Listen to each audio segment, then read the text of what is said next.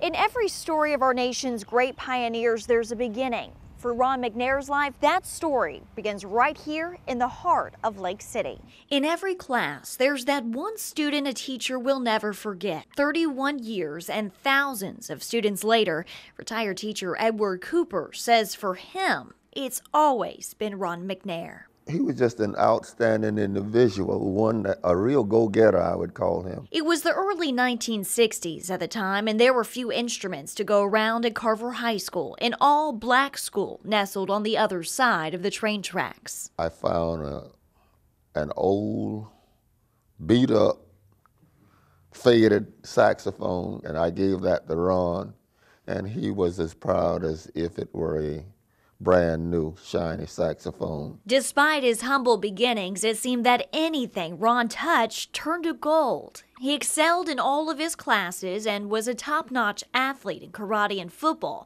But even when he wasn't confined to the walls of his school, his thirst for learning was unquenchable. His love for knowledge and music never faded over the years. In fact, on his first NASA mission in 1984, he made history, becoming the second African American to go into space. When that space shuttle went up, there were great emotion.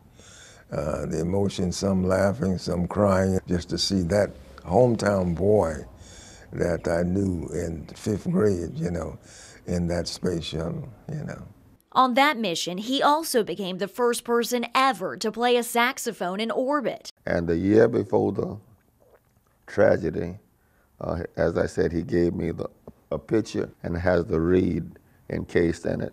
And it reads, "Thanks for giving me my start in music." To this day, it's honorably displayed in Edward's home. For him, this reed that made an incredible journey to space and back reminds Edward the impact he's had as a teacher. I'm very proud of that. Then on January 28, 1986, Ron was planning to write more history in his second mission, recording the first original piece of music in space. Unfortunately, it was something he never got the chance to do. 6, 5, we have main engine start. The Challenger shook its shackles of gravity off as it propelled out of our atmosphere. 73 seconds later, the unthinkable happened. Silence, shock, devastation.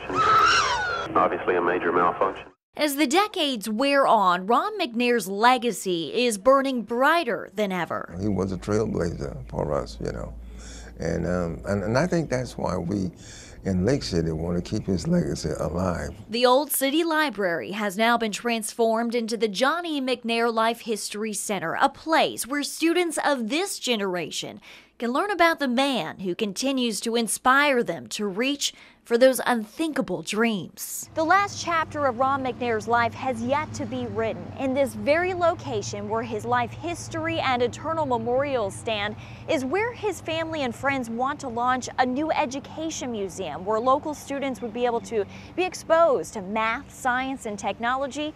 And who knows, it might just be the next great success to come out of Lake City. Reporting tonight in your community of Florence County, I'm Heather Biance for WMBF News.